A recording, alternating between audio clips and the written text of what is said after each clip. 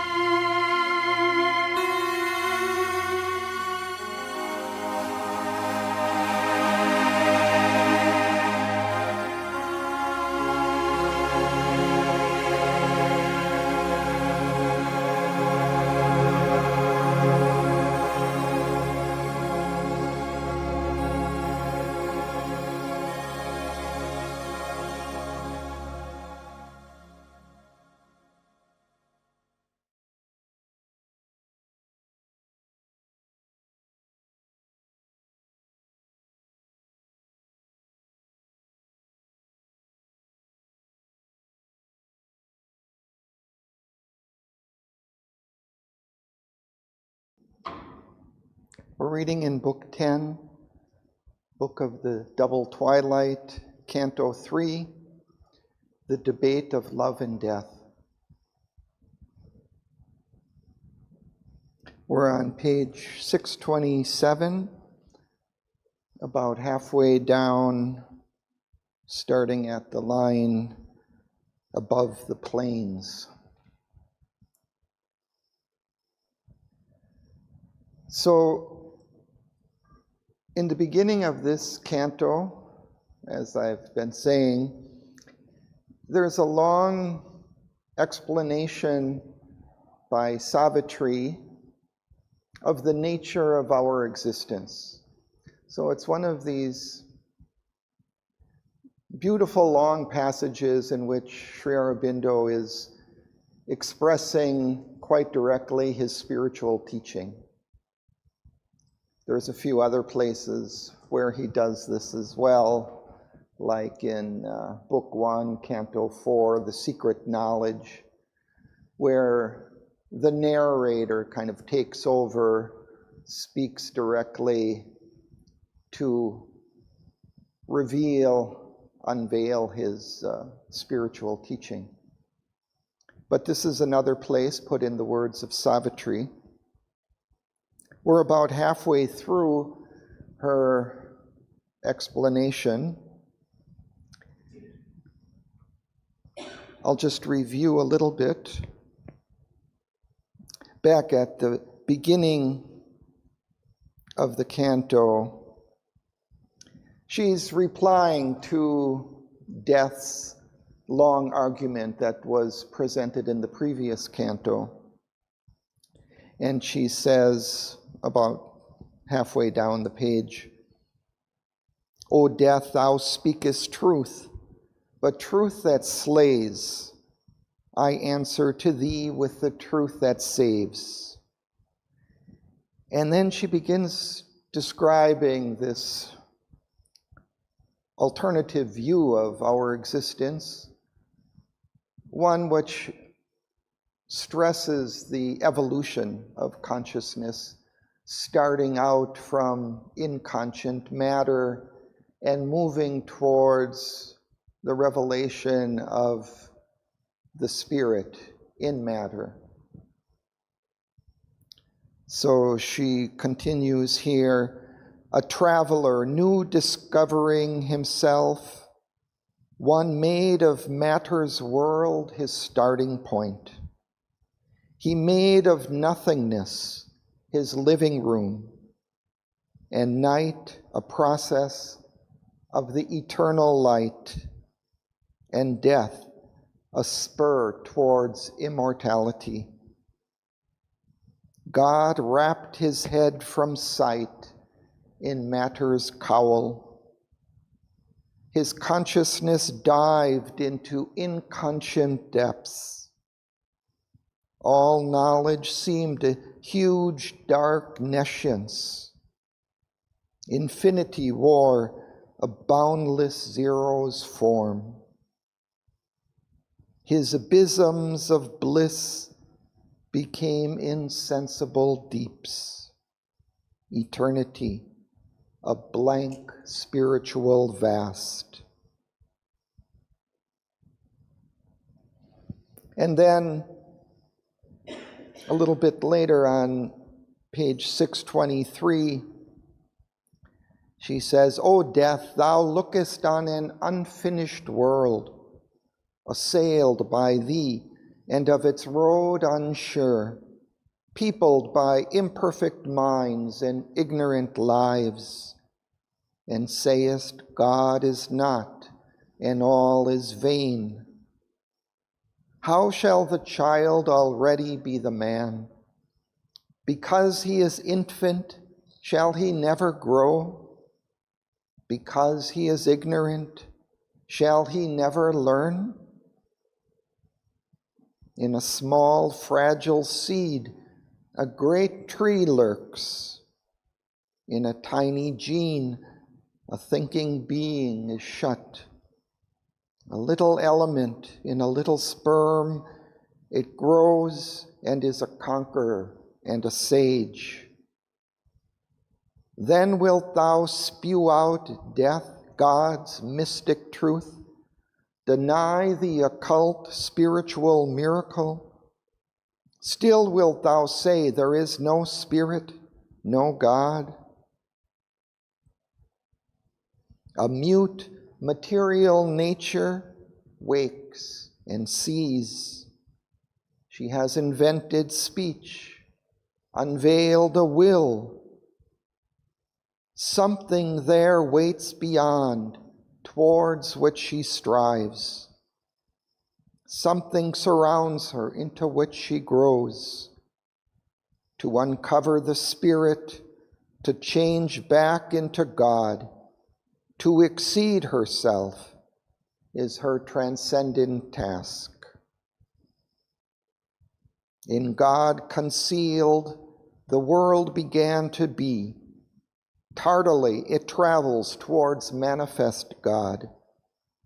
Our imperfection towards perfection toils.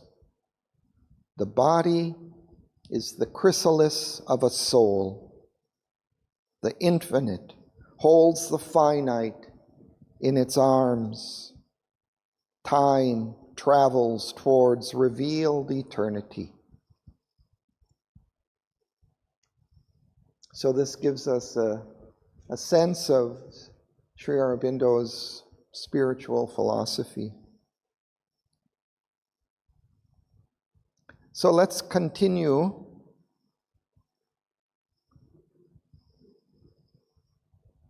on page 627, about halfway down. And let's begin here. 627, halfway down above the plains.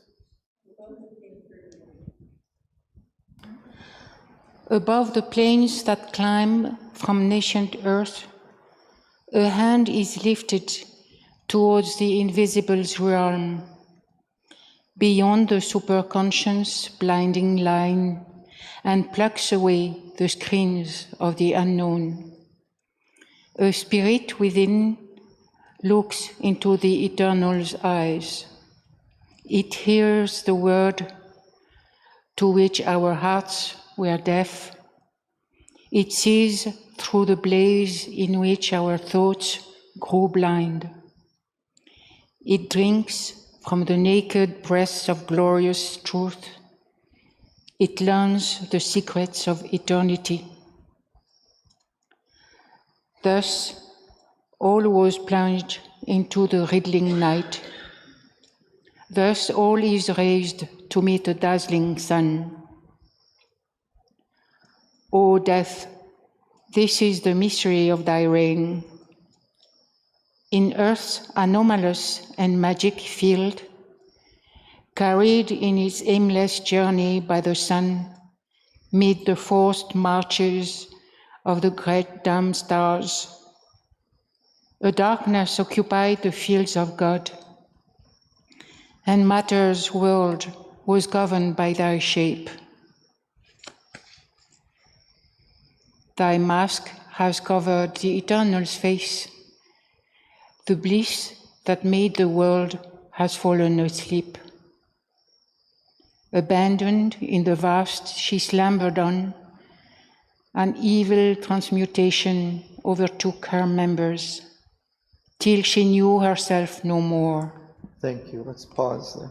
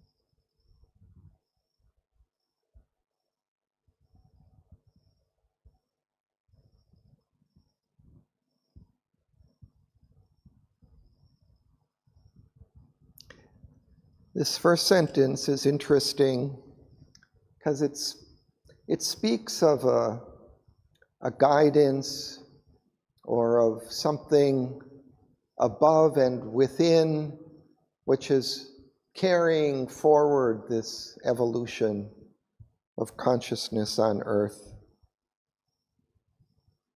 For she says, above the plains that climb from nescient earth, a hand is lifted towards the invisible's realm.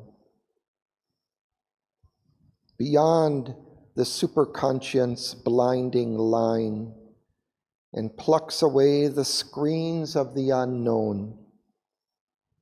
A spirit within looks into the eternal's eyes.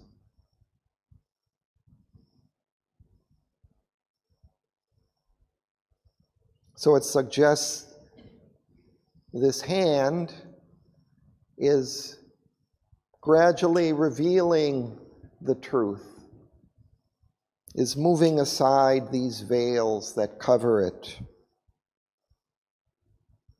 plucks away the screens of the unknown, and that there is within this evolving nature a spirit within which knows and sees the truth, the divine.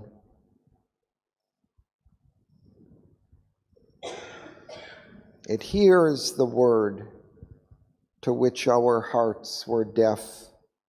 It sees through the blaze in which our thoughts grew blind.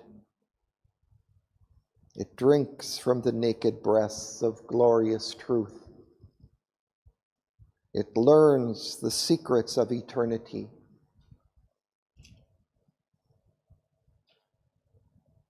So the spirit within us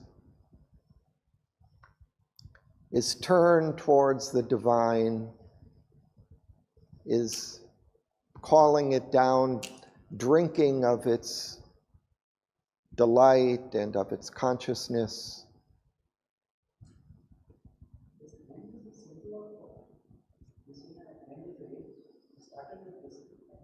Yeah. Well, it seems as if it's, I don't know. I mean, it could be the divine being above. It could be, I don't know, it doesn't specify, but it could be like the Divine Mother, or it could be the divine beings of the higher realms, higher spiritual realms.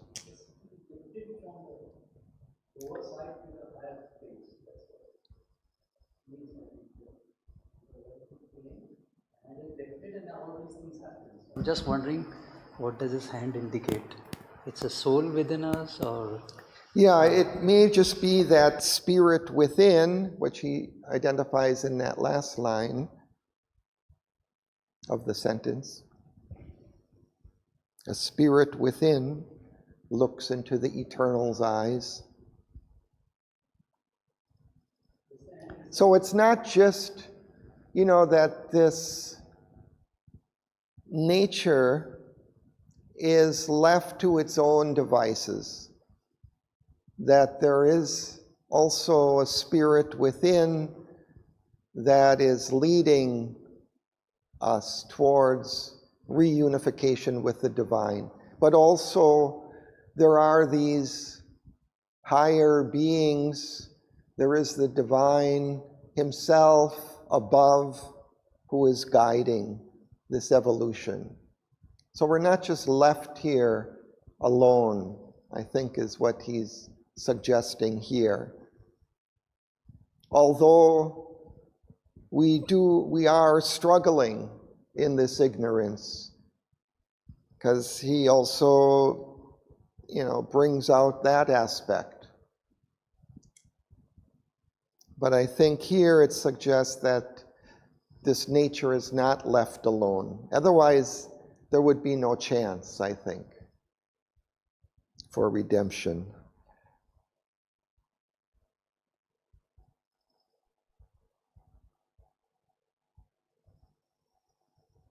Thus all was plunged into the riddling night, thus all is raised to meet a dazzling sun. So again, it being raised suggests some helping hand raising it.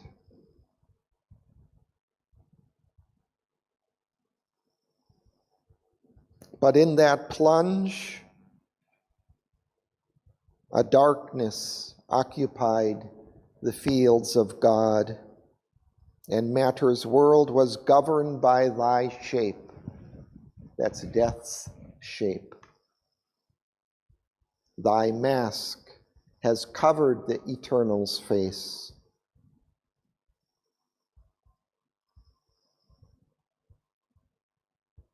You know, that line, it just reminds me that, she refers to death as this huge mask of death, I think she calls him. And that we see at the end, after she vanquishes him, transforms him, that he grows a wonderful face. So he is a mask covering the Eternal's face.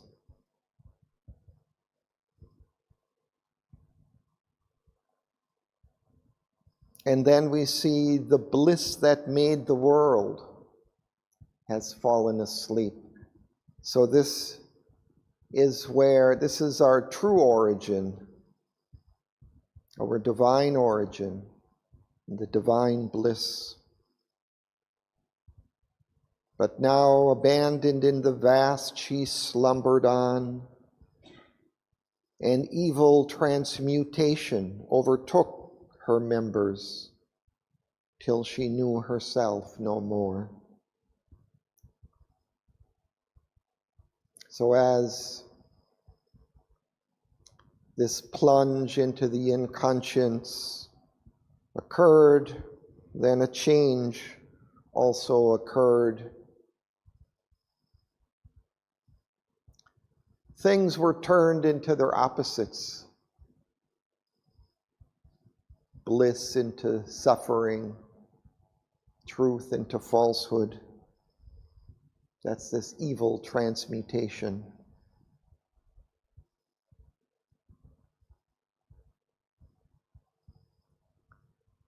Shall we continue? Tinek.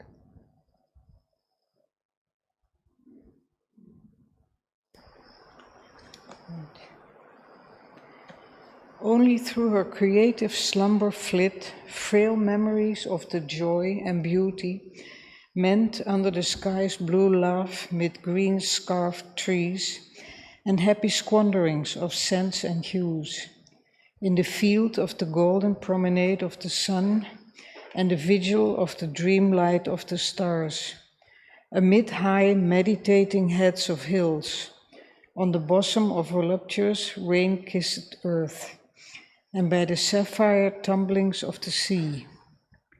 But now the primal innocence is lost, and death and ignorance govern the mortal world, and nature's visage wears a grayer hue.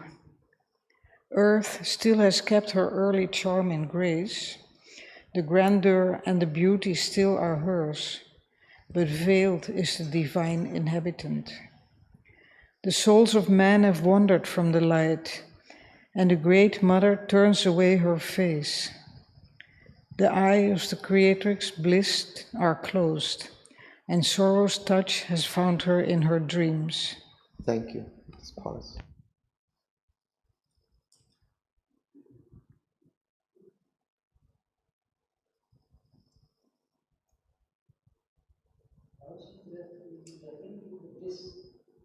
What?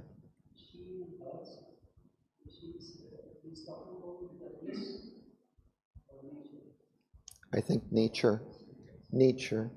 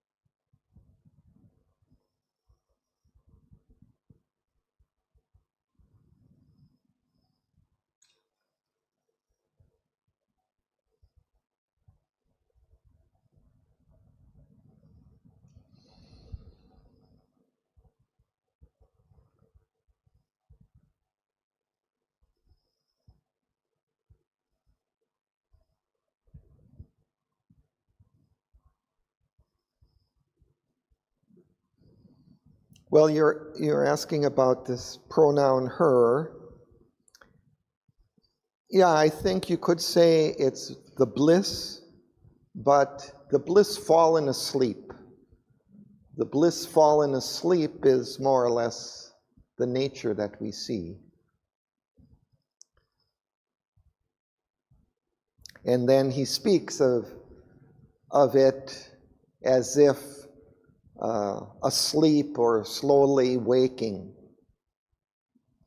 Right? So,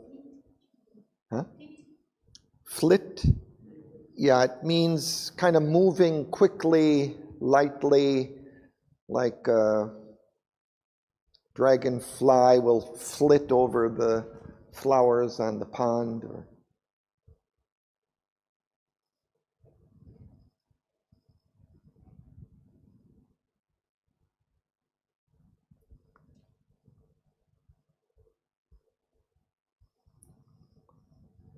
So he has this kind of image of this divine bliss kind of fallen asleep and gradually kind of dreaming or in this half-waken state.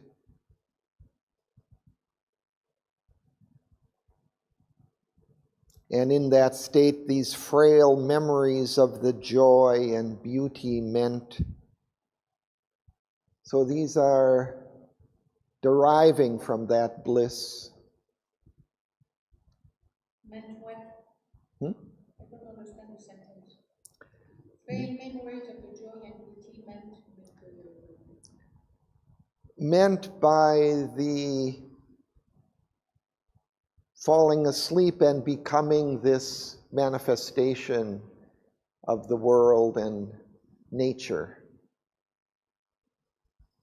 So there was a deeper purpose. It wasn't just to fall asleep and, that's the end of it.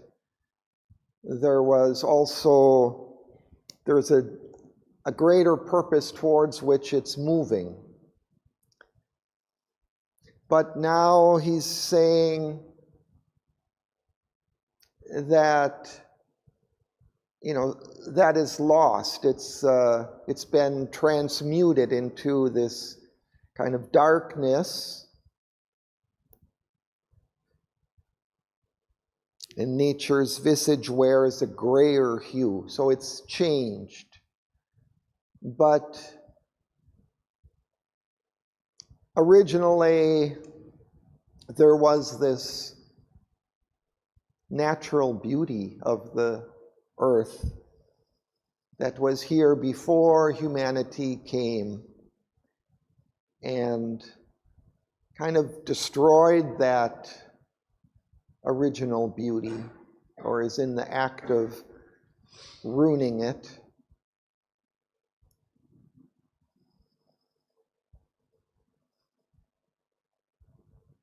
So he describes that original beauty that was here, and it's still here, but it's been darkened. So he describes that beauty of physical nature, the sky's blue laugh mid green scarf trees, and happy squanderings of scents and hues in the field of the golden promenade of the sun and the vigil of the dreamlight of the stars, amid high meditating heads of hills, on the bosom of voluptuous rain-kissed earth and the sapphire tumblings of the sea. Beautiful poetry and imagery of earth.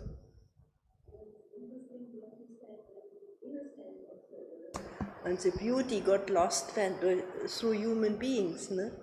And then it makes clear why sages go in the nature, why we can there always connect to the divine presence, no? And the mother said also the flowers and all this is divine presence is there in this field, no? Yeah, that original divine bliss is expressed more kind of perfectly or purely in the physical nature, in the trees and the sky and the sea and the flowers.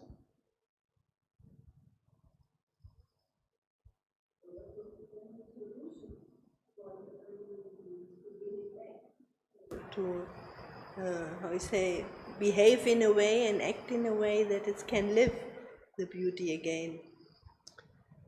Yeah, the solution is that they have to go beyond this kind of superficial mental outlook and egoism which drives their humanity's actions. We have to go beyond that, have to recover our oneness with nature and with the divine. And we have to go beyond this dividing mind that separates everything.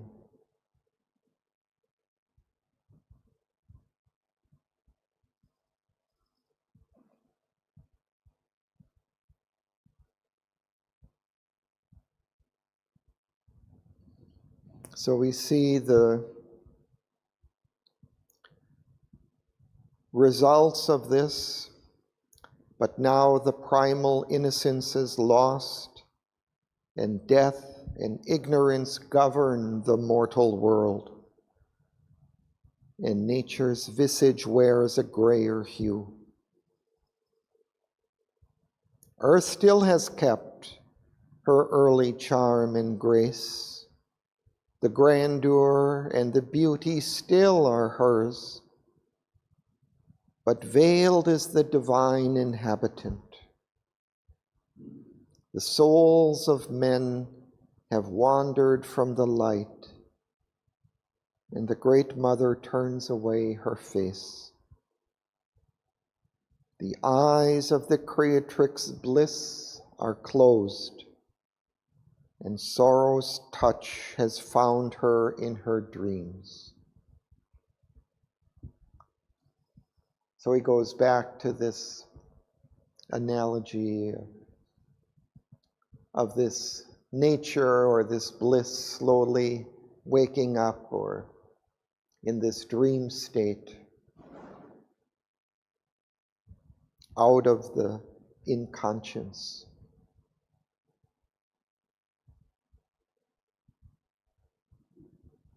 And he'll continue with this.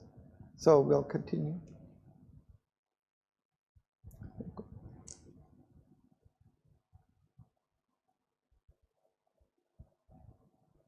As she turns and tosses on her bed of void, because she cannot wake and find herself, and cannot build again her perfect shape, oblivious of her nature and her estate, forgetting her instinct of felicity, forgetting to create a wall of joy, she weeps and makes her creatures' eyes to weep, testing with sorrow's edge her children's breast. She spends on life's vain waste of hope and toil the poignant luxury of grief and tears. in the nightmare change of her half-conscious dream, torture herself and torturing by her touch, she comes to our hearts and bodies and our lives, wearing a hard and cruel mask of pain. Our nature, twisted by the abortive birth, returns weary answers to life's questioning shocks. An accurate relish finds in the world's pangs, drinks the sharp wine of grief's perversity. Thank you. Let's pause.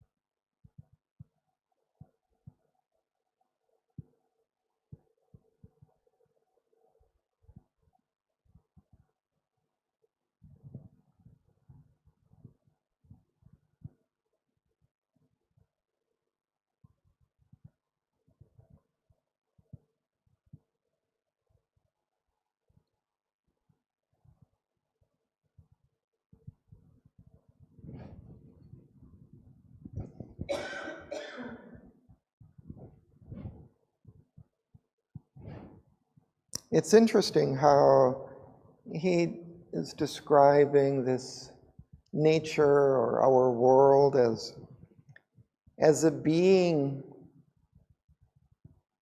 who's waking up, slowly waking up, kind of dreaming in this state of half consciousness.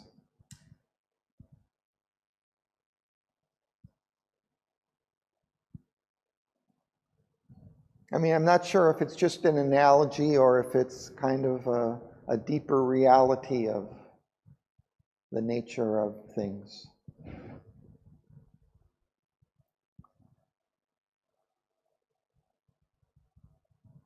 And because she's thus fallen asleep and is slowly waking, and this change has overcome her, this evil transmutation, this turning of these divine values into their opposites, the bliss into pain and suffering and insensibility, the light and truth into darkness and evil. Because of that change, we see the results of that in our lives.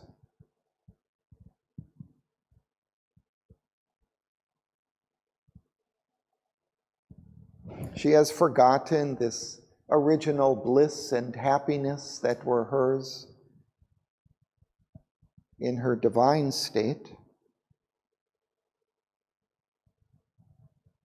So she weeps and makes her creature's eyes to weep, testing with sorrow's edge her children's breasts. She spends on life's vain waste of hope and toil the poignant luxury of grief and tears. She kind of spends all of this, indulges in this sorrow.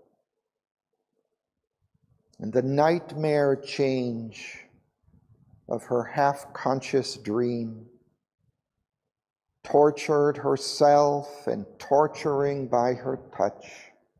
She comes to our hearts and bodies and our lives, wearing a hard and cruel mask of pain. We have this mask coming here again, covering that original bliss. Our nature twisted by the abortive birth returns wry answers to life's questioning shocks. Wry is also kind of twisted. Twisted.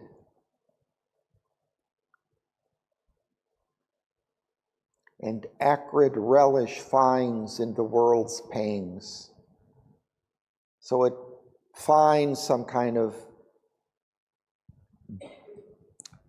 bitter taste in the world's pains and sufferings. It kind of takes that, enjoys those things, takes delight in the pain and suffering,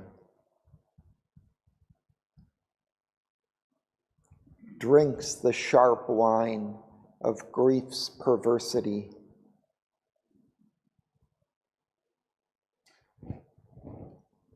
So a curse is laid on the pure joy of life. Delight, God's sweetest sign, and beauty's twin. Oh, I'm going into the next. Okay, we'll stop. And we'll continue reading.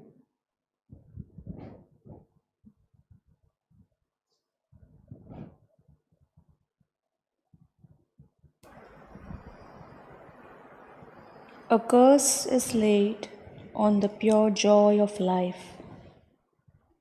Delight, God's sweetest sign, and beauty's twin, dreaded by aspiring saint and austere sage, is shunned, a dangerous and ambiguous cheat, a specious trick of an infernal power.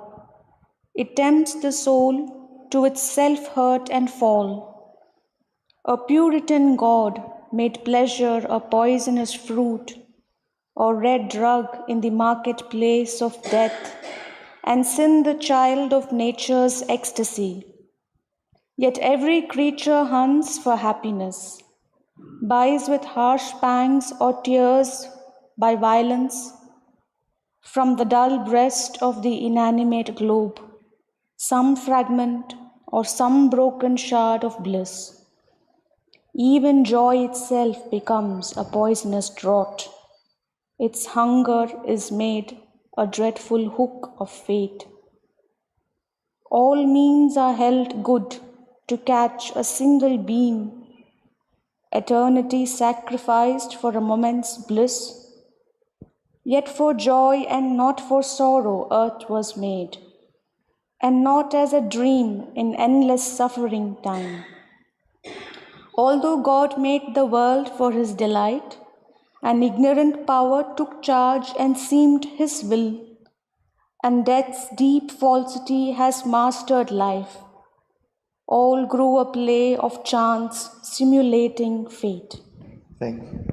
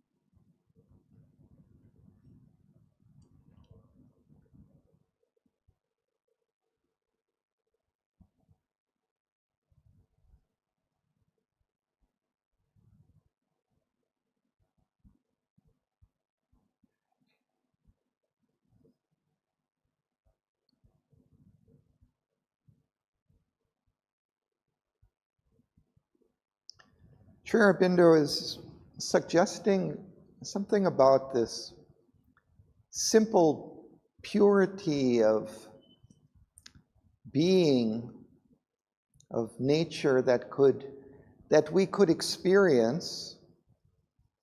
I think if we lived more in our soul and less in our vital and mental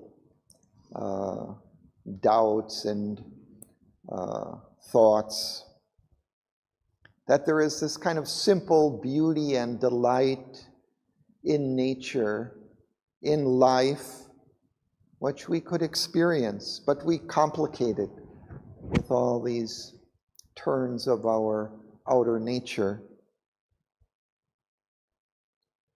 They sing, a curse is laid on the pure joy of life, because that delight is the origin of this life and of this creation. And delight is God's sweetest sign and beauty's twin. And that's why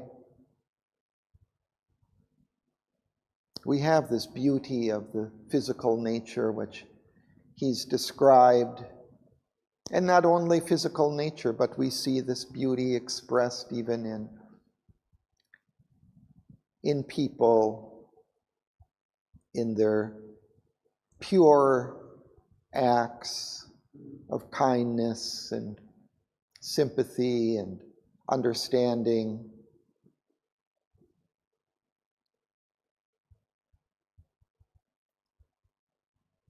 But then he speaks of this delight as being dreaded by aspiring saint and austere sage.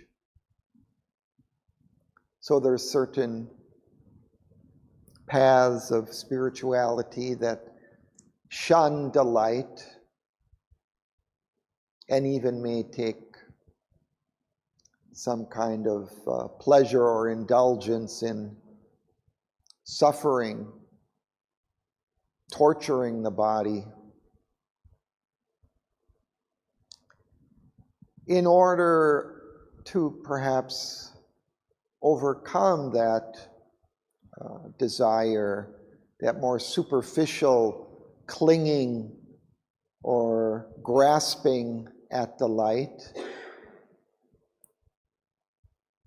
But he's saying this world was made for delight, so it's quite all right to take delight in the world.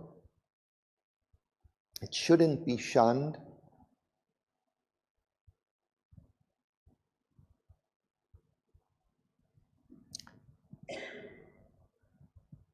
But there is a natural delight in things that we can take and enjoy without grasping for it, without desire, and without trying to hold on to it, take it for ourselves, for our own, to claim it,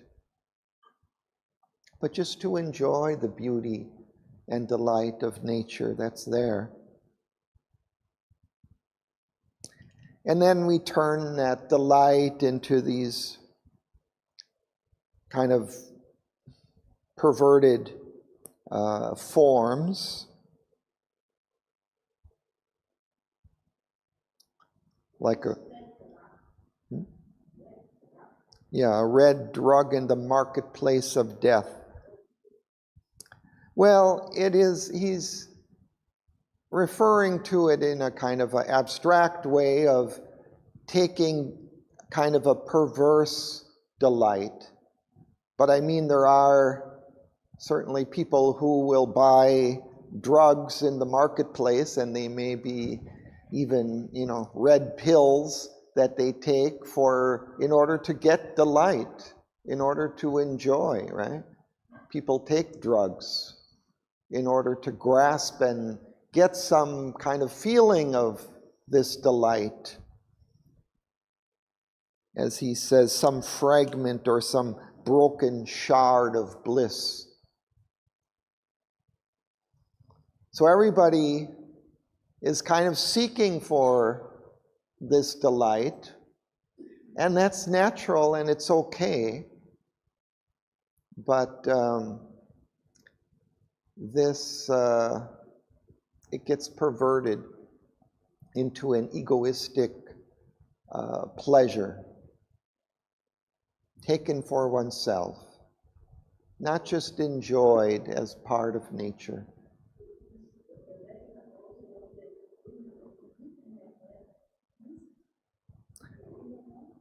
Well, I don't know that he's specifically referring to that. I think he's using it as a kind of a symbol of a kind of a pleasure, a perverse pleasure that one grasps. But this tobacco that people chew makes their teeth and their mouths red.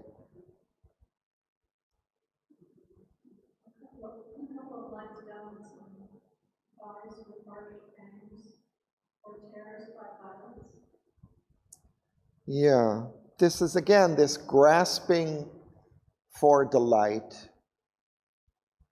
And we can even think of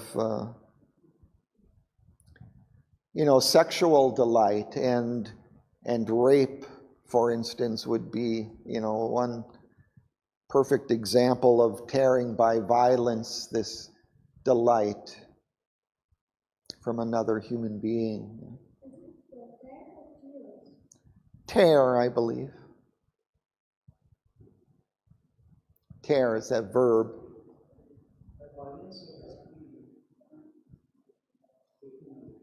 Taking by violence, yeah.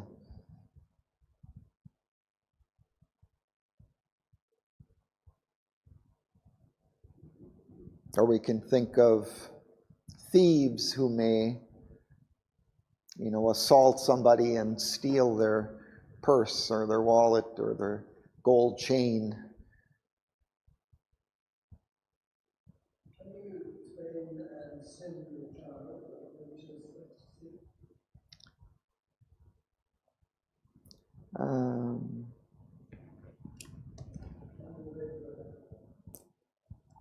And sin, the child of nature's ecstasy. Yeah, again, it's this transmutation, this evil transmutation that has come over this original divine bliss. And it's been turned into sin.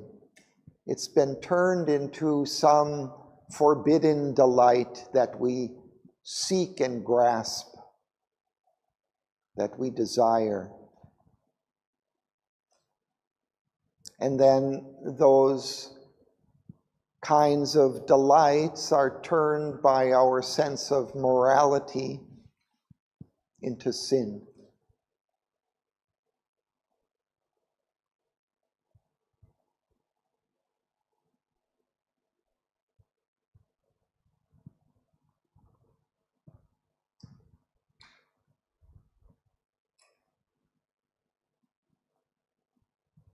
So it's interesting, this next line, yet every creature hunts for happiness. We're all seeking this happiness and delight in life.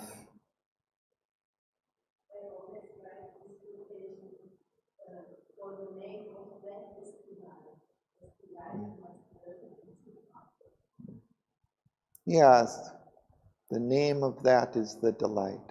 So that being the divine or the truth. And that's what he's also saying here, that the nature of that is bliss.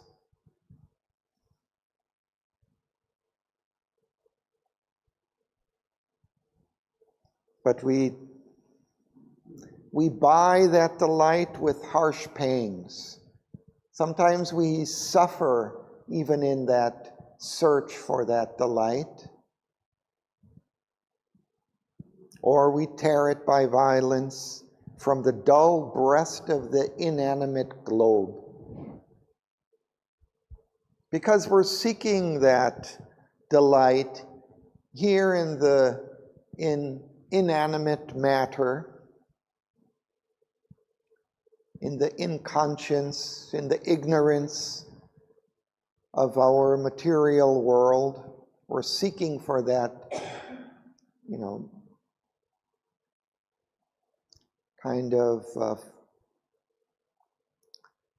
heavenly delight in this material world. And so we're kind of scratching at the earth for it.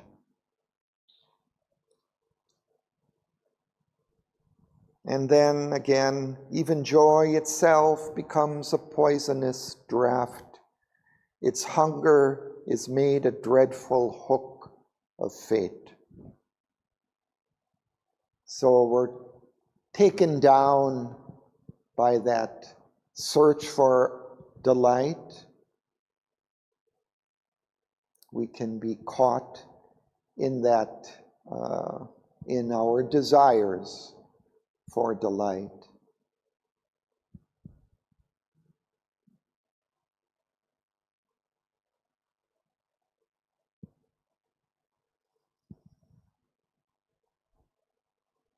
So this draught is an act of drinking or swallowing, or it can also be of air, of breathing. You can take a draught of air.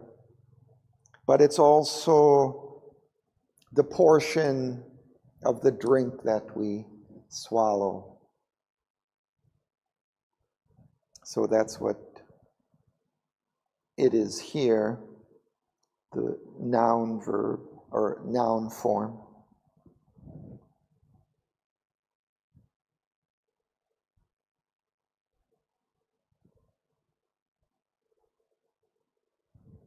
And we can even, exemplify it with drinking alcohol. Again, we drink that for delight, but it's a kind of poison also.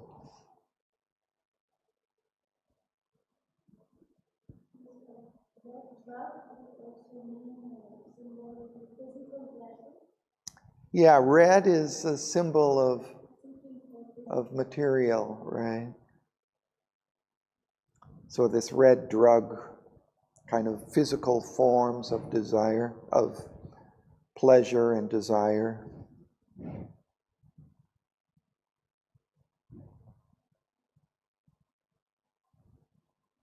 And then there's this kind of poignant line, eternity sacrificed for a moment's bliss.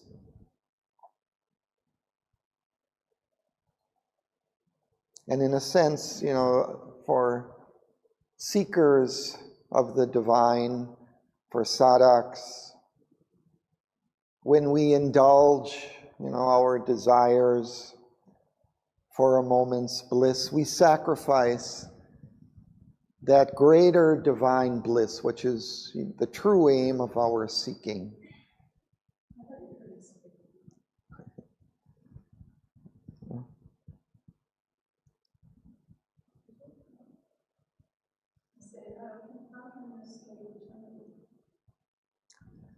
How can you escape eternity?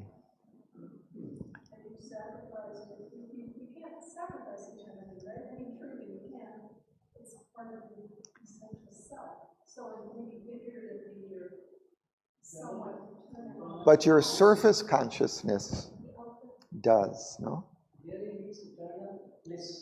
Yeah.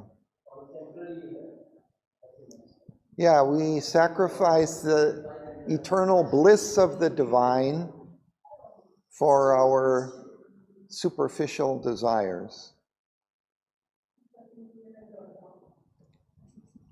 No, it just means that you're going to put off that eternal delight. It's only temporary. Yeah, temporary for maybe 1 or 2 lifetimes.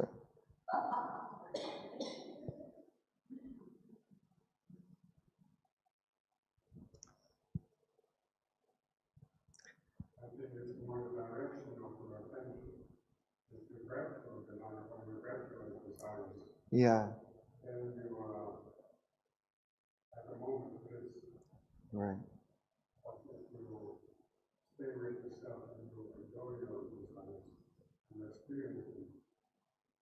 Right. Yeah, I think that's right. I think it's especially that desire and grasping that is the source of the difficulty, not so much the delight itself.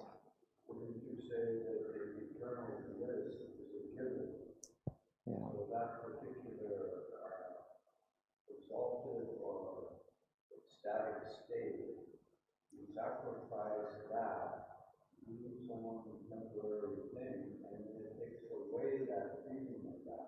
Yeah.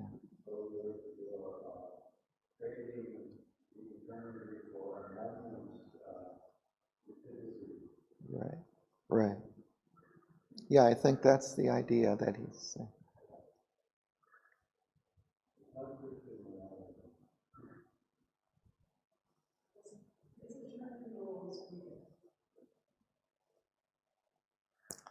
So then he describes kind of the result of all this transmutation in the last lines there. An ignorant power took charge and seemed his will, and death's deep falsity has mastered life.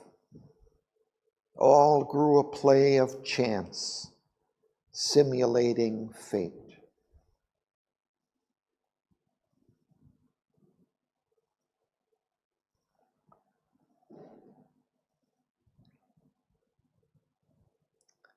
Shall we go on?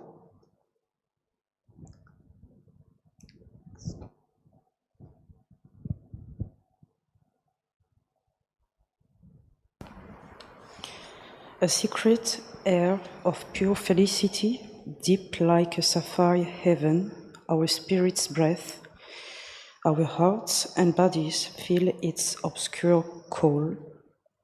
Our senses grope for it and touch and lose. If this withdrew, the world would sink in the void. If this were not, nothing could move or live. A hidden bliss is in the root of things.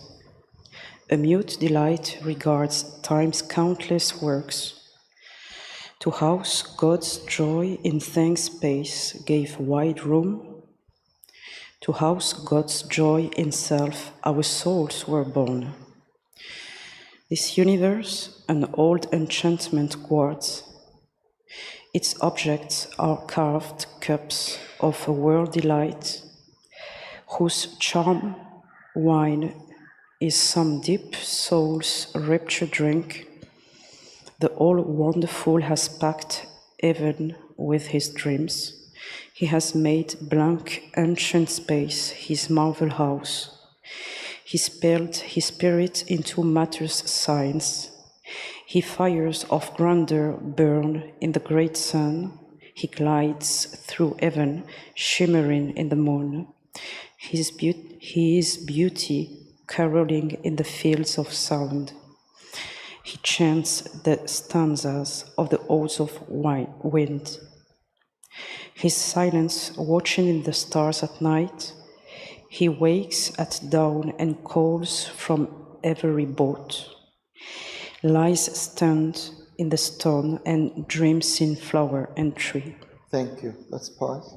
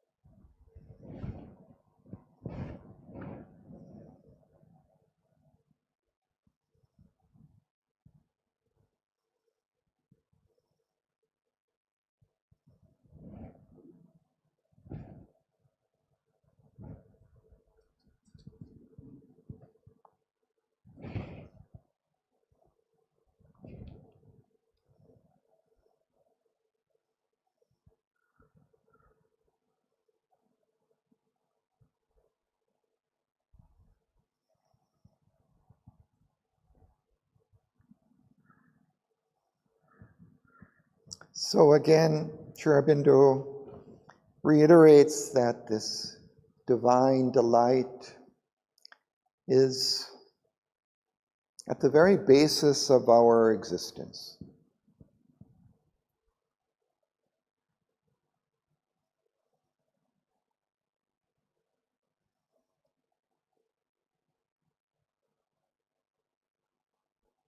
If this withdrew, the world would sink in the void. If this were not, nothing could move or live.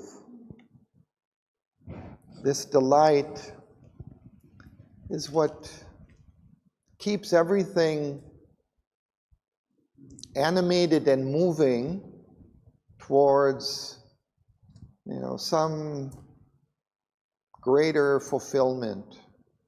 Here it's kind of struggling to find itself, to find its true fulfillment, and it does so through all these kind of perverted or limited ways,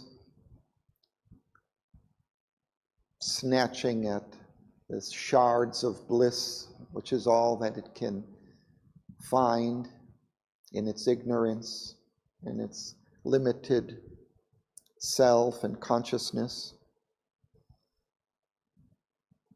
But this hidden bliss is at the root of things. I think it's really something that characterizes Sri Aurobindo's view of existence and of his spiritual teaching, of this delight. And he has already said that the twin of this delight is beauty, but he also says that another twin, I think, is love. And he's not referring to love so much here, but he will a little bit later bring in this love. This searching for delight, in a way, is kind of also an act of love. And this reaching out of the divine towards us, this hand that helps and guides and leads us, that also is a kind of act of love. It's a bridge between the many that can unify them and bring oneness, bring the unity back again.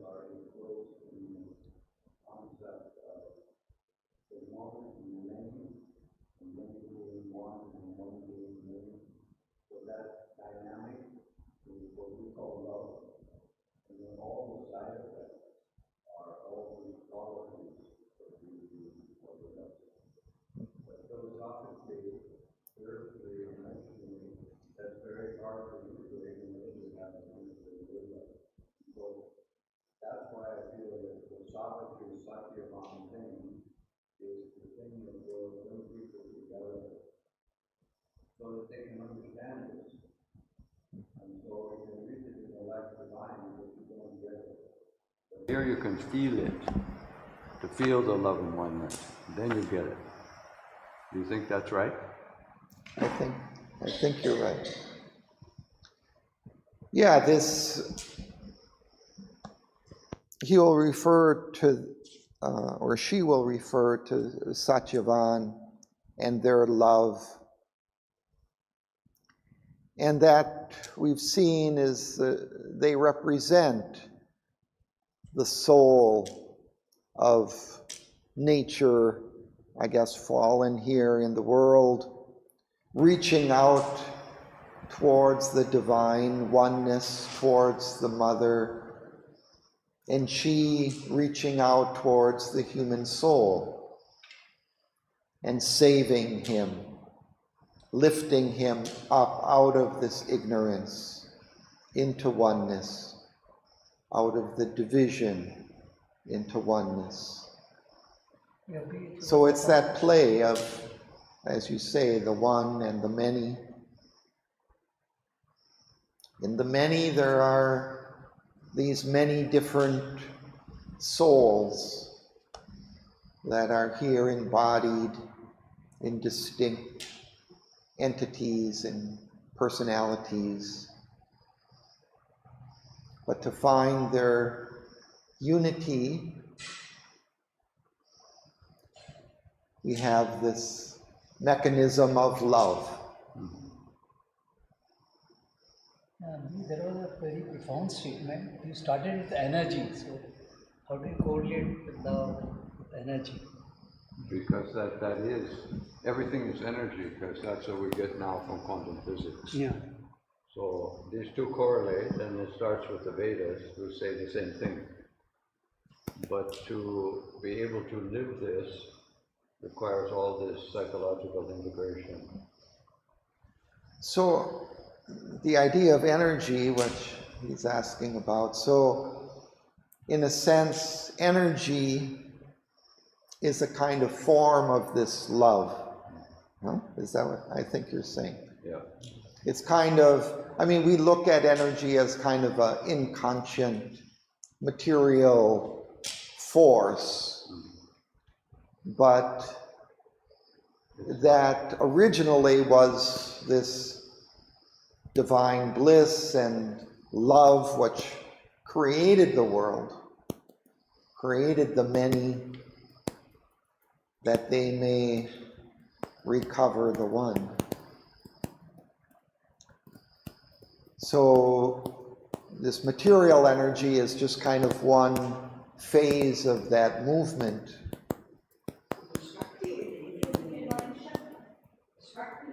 Right, it's the divine Shakti originally. The divine force. Yeah? I heard something very nice, I like it. It says, love is the force of God to bring us together to the unity.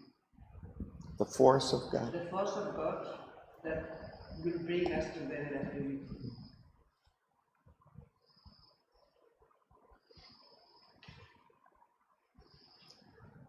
So just like this hidden bliss is at the root of things, also this beauty and love are also there at the root of things, of our existence. And that's why we see it expressed so vividly here in nature. And that's why it plays such a prominent part in our lives. What would life be like, without love?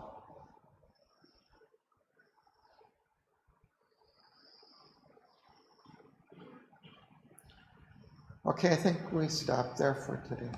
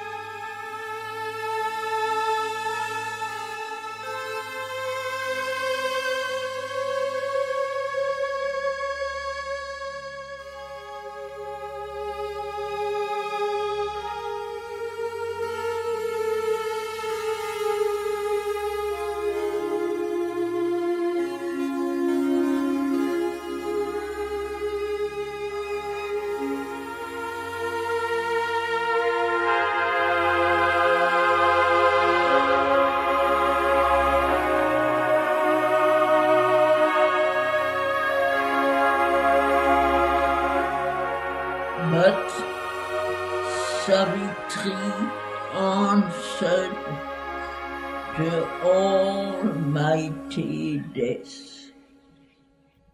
Oh, death, I have triumphed over thee within. Oh, death, not for my heart's sweet poignancy, nor for my happy body's bliss alone. I have claimed from thee the living Satyavan, but for his work and mine, our sacred charge. Our lives are God's messengers beneath the stars, to dwell under death's shadow. They have come, tempting God's light to earth for the ignorant race.